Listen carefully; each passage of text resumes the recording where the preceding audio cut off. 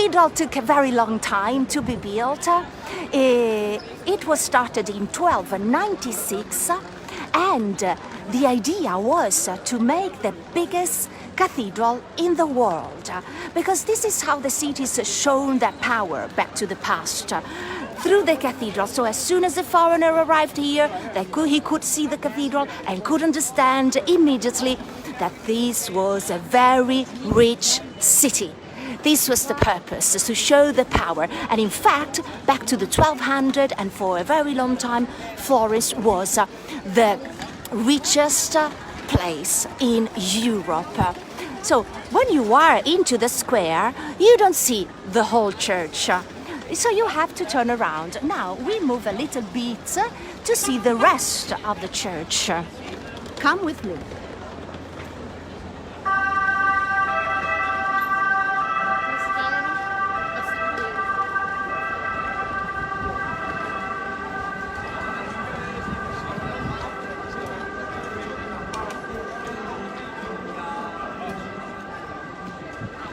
So the cathedral was built in several periods. So it was started at the end of 1200, and as I told you, it took centuries to get to the end of this huge church. The biggest problem was the dome. Well, they wanted a very huge dome. And so as soon as they started to build the church, they have prepared the base with a very large diameter.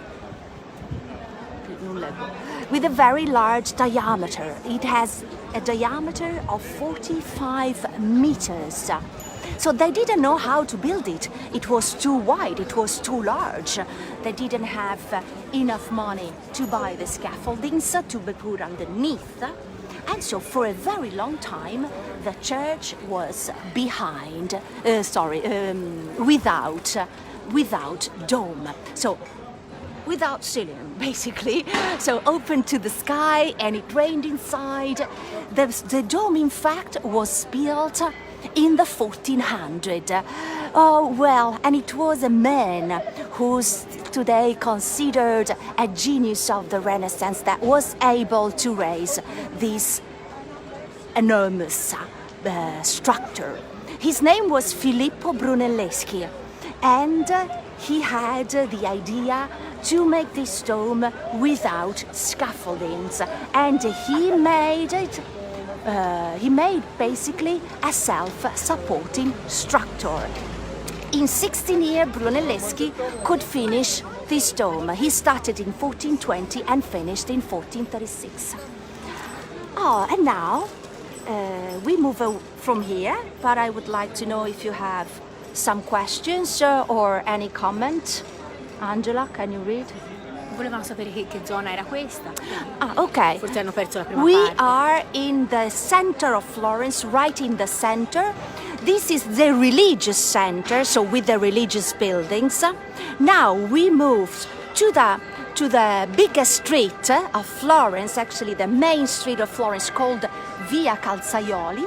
We walk a little bit right there to reach Piazza De La Republica. Follow me.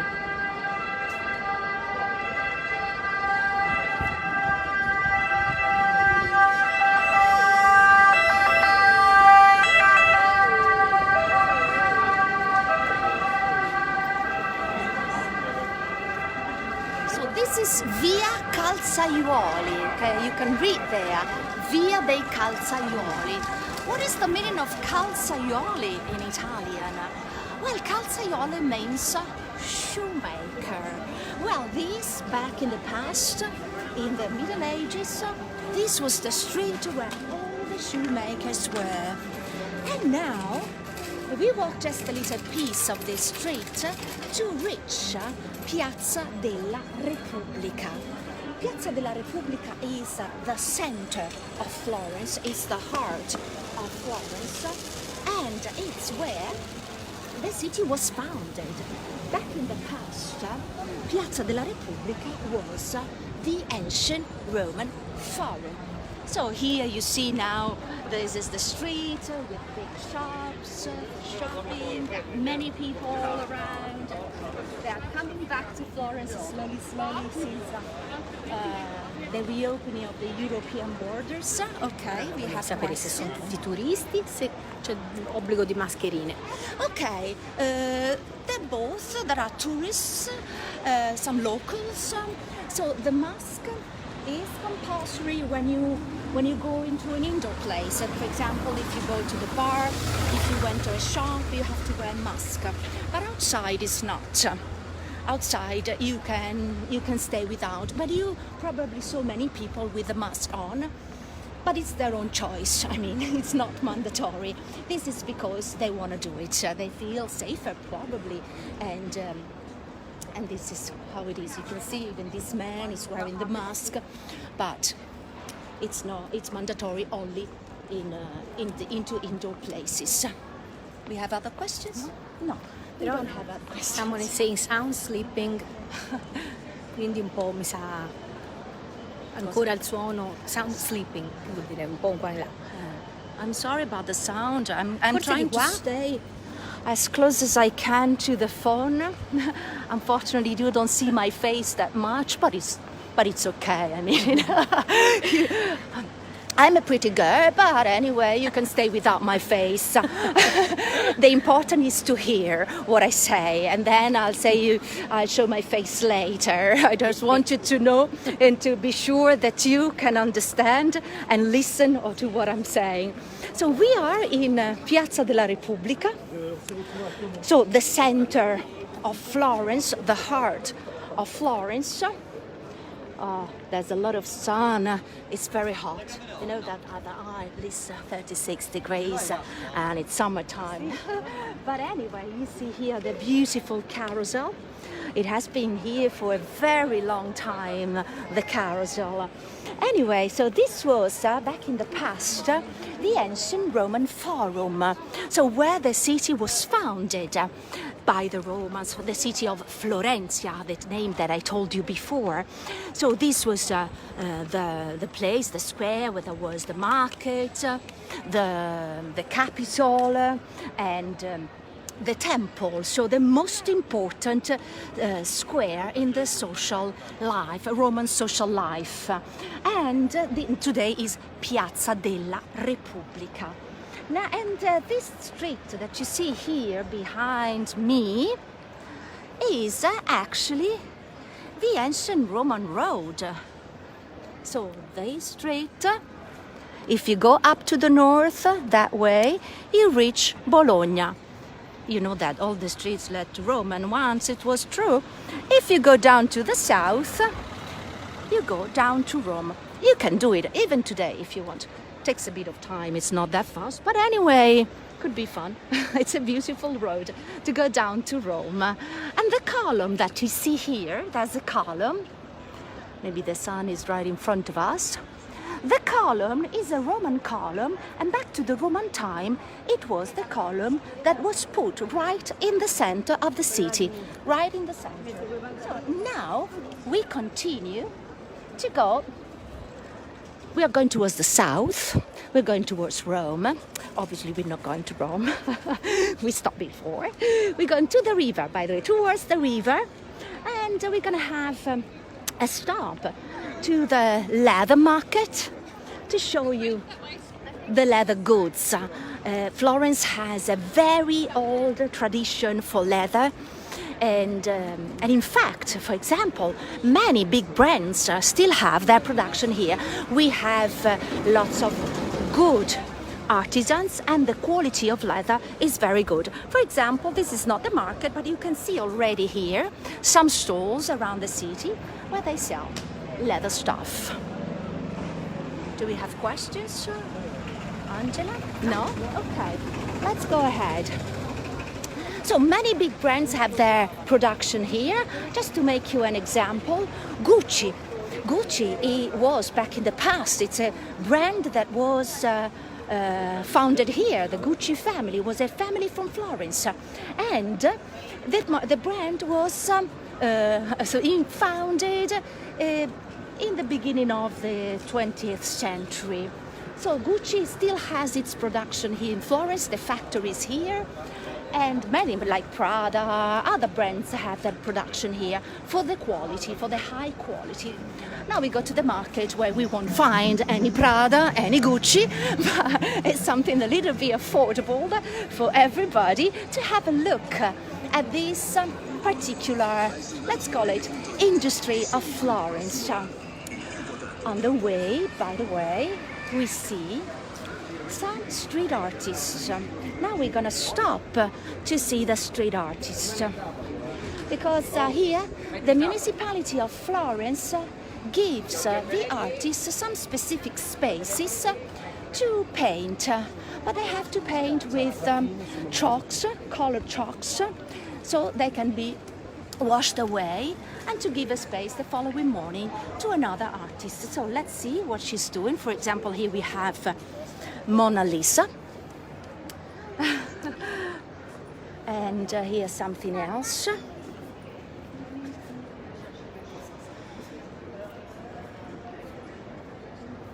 Okay.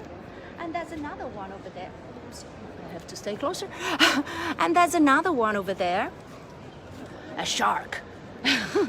That's a big shark. So then if you want to leave an offer to the artist, they obviously appreciate.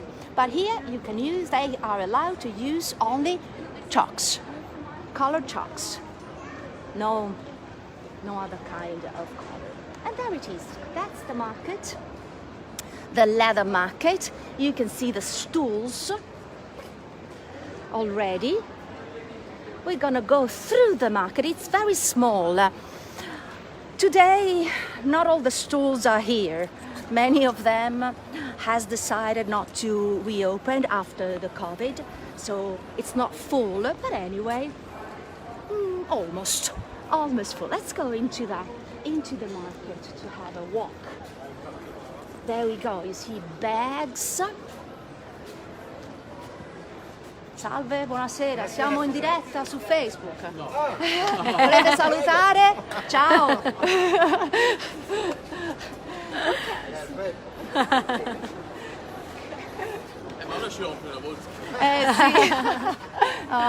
They want to sell me a bag now. So, but they don't have just leather bags, so you can find also some shoes, but most of all, it's leather. Very funny people here. Here, David, our beloved David here. Beautiful. You love it? And but here at the market there is something special, and in fact this market has a special name in Italian. It is called the Porcellino Market. What is the Porcellino? Porcellino means piglet, but it's a boar. I know, it's not a pig, but we have been called a piglet for a very long time. So for us, this is the piglet. There we go. So the piglet is in bronze, and you see that its nose is very shiny. And you know why? Because everybody rubs the nose for good luck. But there's another thing that I'm gonna show you now. Look at this.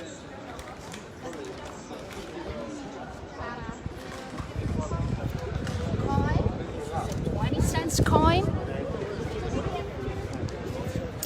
Oops, it didn't go inside. Anyway, if you want to come back to Florence, you have to put the coin into its mouth.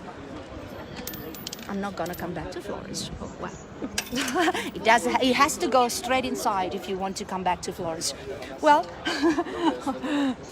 and here, I would like also to show you another very special specialty of Florence. Come with me.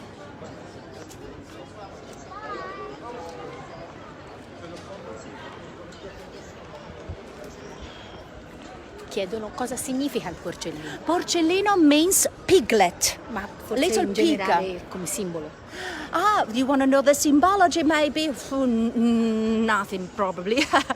Because you have to know that here Florence is in the Tuscan region, right? We are in Tuscany. And the boar, the wild boar, is a typical animal here. they live wild into the woods, and it's a very common animal of Tuscany.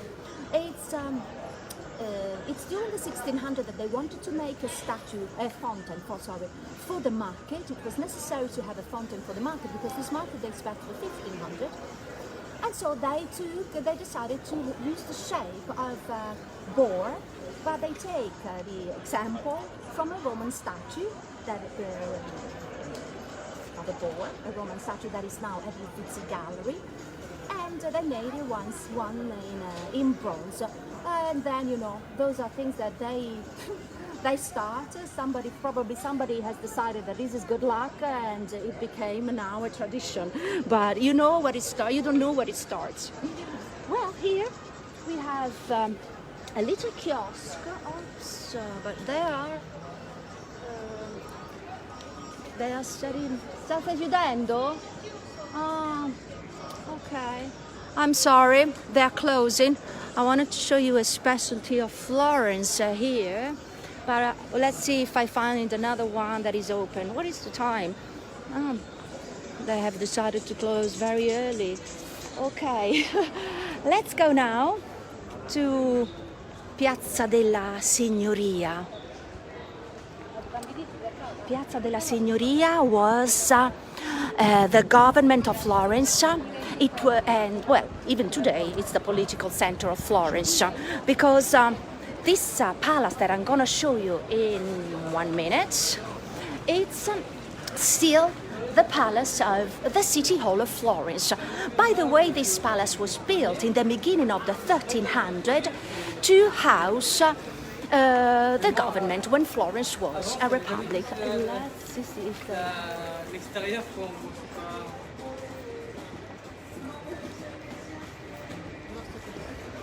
you see here the fruits.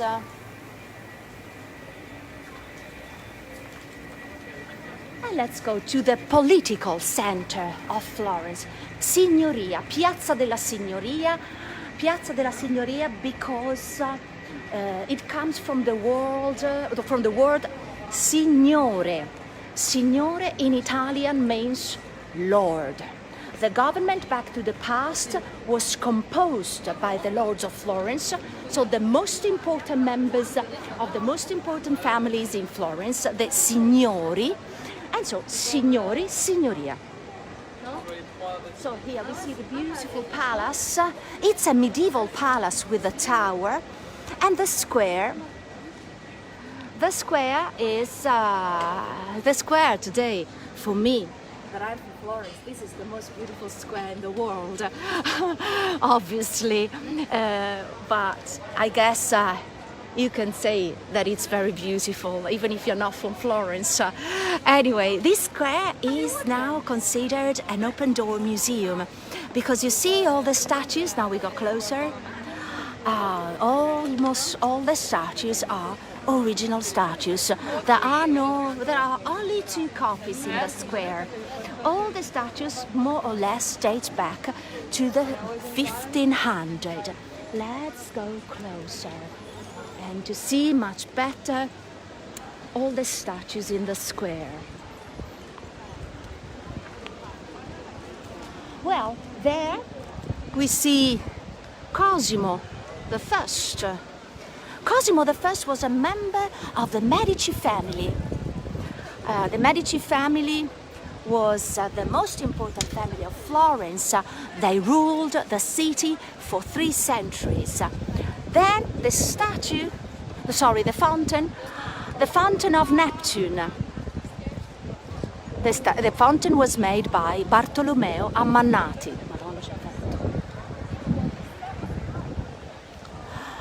And if we go there, we see, now maybe, can you hear the wind? Can you tell me if the wind is too strong?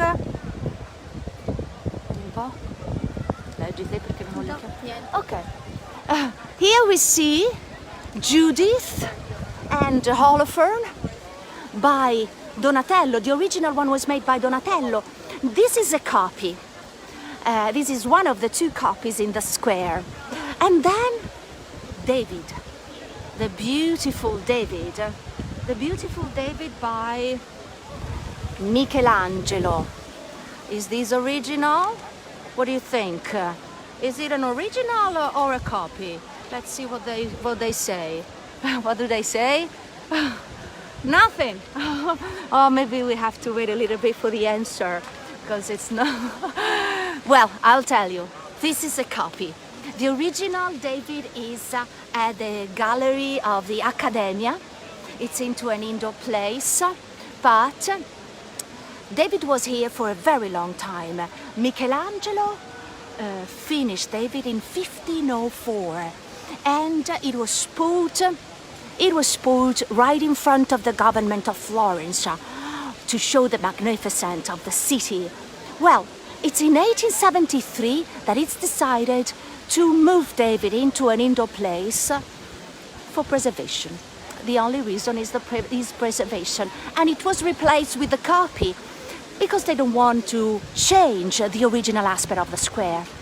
There, Hercules and Cacus. Hercules and one of the symbols of Florence, the strength, the magnificence. And here, under the lodge, the all original, The Rape of the Sabines by Jean de Boulogne, Hercules and the Centaur. And there we see here Perseus. At the bottom of the lodge, right against the wall, there are Roman statues of the 2nd century AD. But Perseus is actually the great protagonist of the square. Perseus from mythology. Perseus that just killed Medusa. Look at this, we see Perseus holding Medusa's head. Cruel, right? Okay, now we move through the Uffizi Courtyard. We go towards the river, the Arno, to see then a beautiful view of Ponte Vecchio. There we go. Here we are at the Uffizi Courtyard. The Uffizi is this building. Now we go right in the middle, so you can see much better what is the building like, because it has the horseshoe shape. This, and it's right next to the government. Well, we have some street artists here. We have Cupid. Siamo in diretta su Facebook.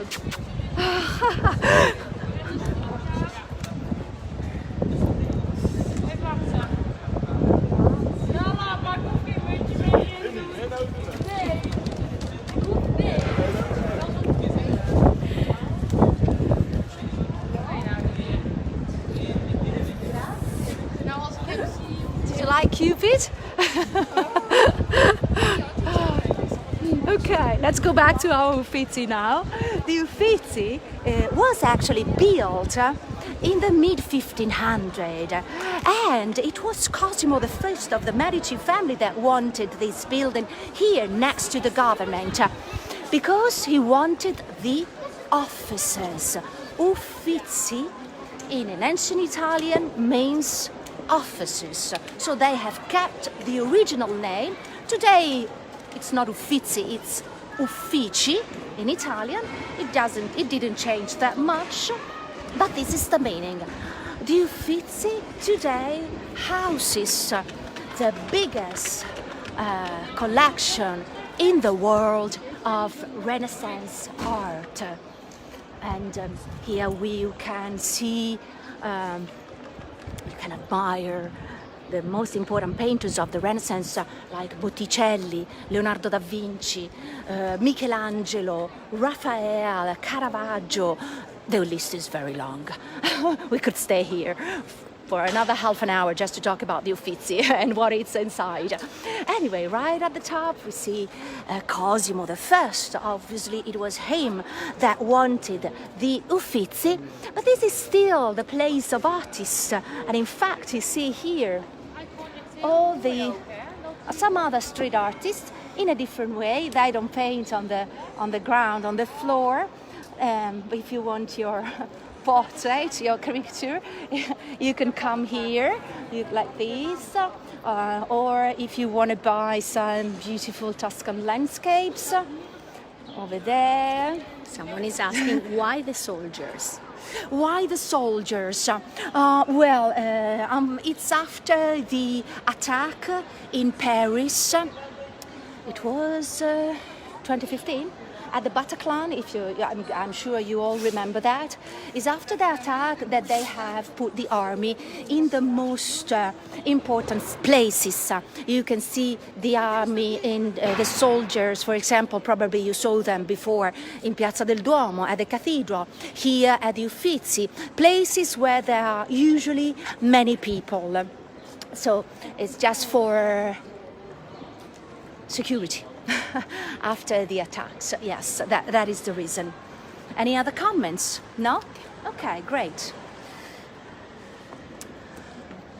Oh, there we go. Here we see, from here we have a beautiful view of Ponte Vecchio. But I would like to show you something that you find very often in Florence, Pinocchio. The puppet. Well, siamo in diretta su Facebook. Vuoi salutare? Say ciao. Let's go there so we are away from the music.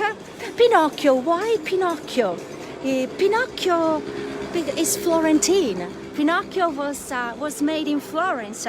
The writer, Carlo Collodi, was from Florence. And so Pinocchio is it's a citizen of Florence, one of the most important citizens of Florence. Here, the beautiful Ponte Vecchio. Ponte, bridge, Vecchio, old. So the old bridge. It is called like that because this is the oldest bridge of Florence. Well, the bridge was built in 1343. But you see there all the little houses. Well, they're not houses, they are shops. Originally, by the way, these shops the shops are all goldsmiths' shops. So this is known to be the Bridge of Gold.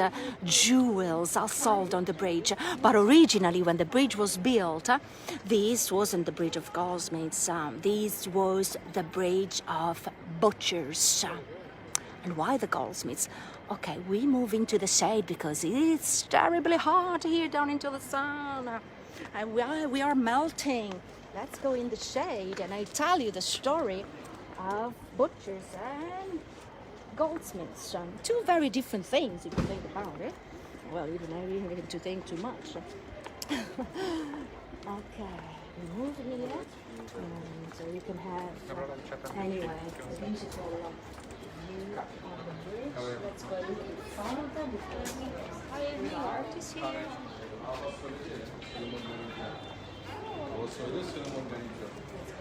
Anyway. The butchers. Why the butchers? Because